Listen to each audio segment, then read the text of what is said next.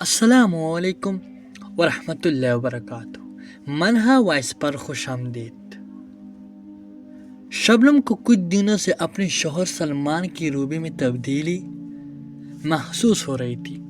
وہ رات کو دیر سے گھر آتا تھا اور جب وہ اس سے پوچھتی تو وہ کہتا کہ کام کا دباؤ ہے یا دوستوں کے ساتھ وقت گزار رہا ہوں، لیکن شبنم کا دل یہ بات ماننے کو تیار نہیں تھا۔ کچھ نہ کچھ تو ضرور ہوتا، مطلب کچھ ہوتا جو دیر سے آتا ہے اور دیر سے جاتا ہے، جو سلمان چھپا رہا تھا۔ ایک رات جب سلمان پھر دیر سے گھر آیا اور شبنم کے سوالات پر ٹال مٹول کی تو اس نے فیصلہ کیا کہ اگلی رات وہ خود پتہ کرے گا کہ سلمان کہاں جاتا ہے۔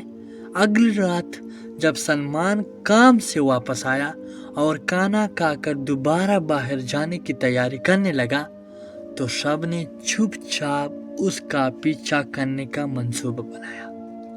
سلمان جب گھر سے نکلا تو شبنم بھی جلدی سے اپنی چادر اٹھا کر اس کے پیچھے چلنے لگی۔ وہ فیصلہ رکھے ہوئی تھی تاکہ سلمان کو شک نہ ہو۔ گلیوں سے گزر کر سلمان ایک پرانی سے عمارات کی طرف بڑھا۔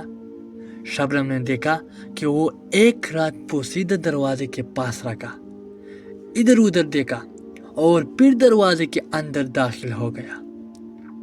یہ کہانی ایسا ہے شوہر اور بیوی کے شک، میرا مقصد کہانی کا شک ہے۔ تو آگے بڑھی۔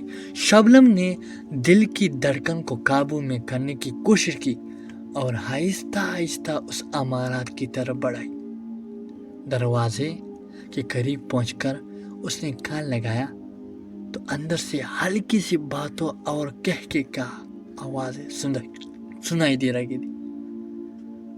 یہ سن کر شبنم کے دل میں وسوسے بڑھنے لگے۔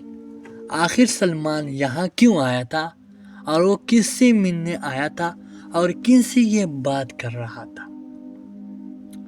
میں نے آپ سے پھر بتایا کہ بات یہ تھا کہ شک کا انجام بہت بڑا گناہ ہے۔ جو شک کرتے نا، تو شبنم نے دروازے کی چہرے سے اندر جھانکا۔ وہاں ایک چھوٹا سا کمرہ تھا جس میں چند مرد اور عورت بیٹھے تھے۔ سب کی نظریں ایک طرف تھی جہاں ایک سٹیج سا بنا ہوا تھا۔ اچانک سلمان سٹیج پر نمودار ہوا۔ شبنم کی آنکھیں حیرت سے پھیل گئی۔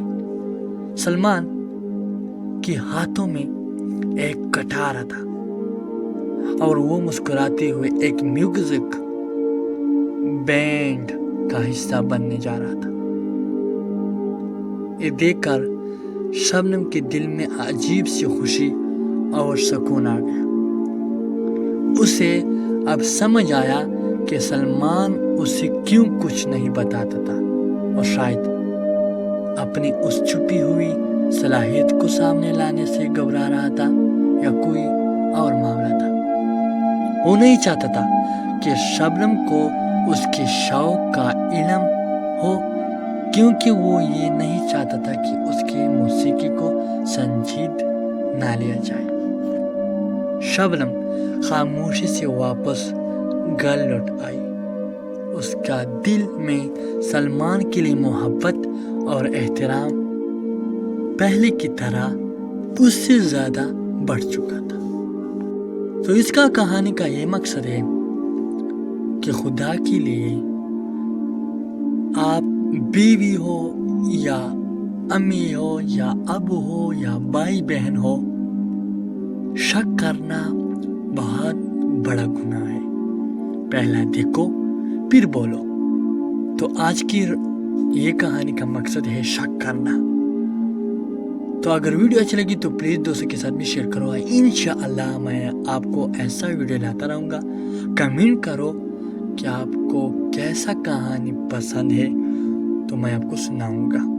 اللہ آپ کو خوش رکھے، جیسا اللہ چاہے ویسا ہوگا۔ اللہ حافظ۔